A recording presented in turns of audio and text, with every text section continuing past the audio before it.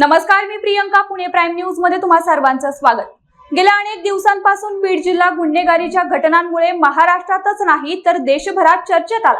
अशातच आता अंबेजोगाई तालुक्यातून एक खळबळजनक बातमी समोर आली. अंबेजोगाई सत्र न्यायालयात वकील म्हणून काम करणाऱ्या ज्ञानेश्वरी अंजाळ या तरुणीला गावचा सरपंच आणि त्याच्या कार्यकर्त्यांनी अमानुष मारहाण केल्याची घटना घडली.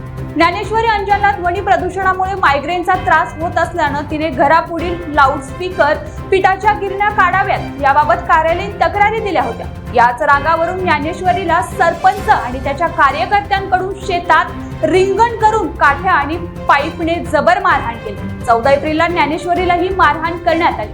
सरपंच आणि त्याच्या कार्यकर्त्यांनी पाईपने ज्ञानेश्वरीला प्रचंड मारहाण केली. ही मारहाण इतकी भीषण होती की ज्ञानेश्वरी यांच्या अंगात रक्त साकळलं आणि तिच्या पाठीवर काळे निळे डाग उमटले. या अमानुष मारहाणीनंतर ज्ञानेश्वरी बेशुद्ध देखील पडली होती.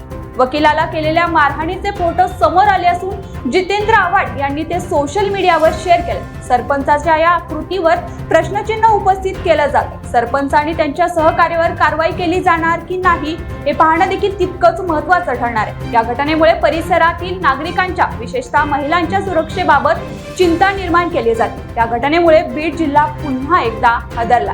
या बातमीसह मी इथेच थांबतोय. मात्र तुम्ही पाहत राहा पुणे प्राईम न्यूज.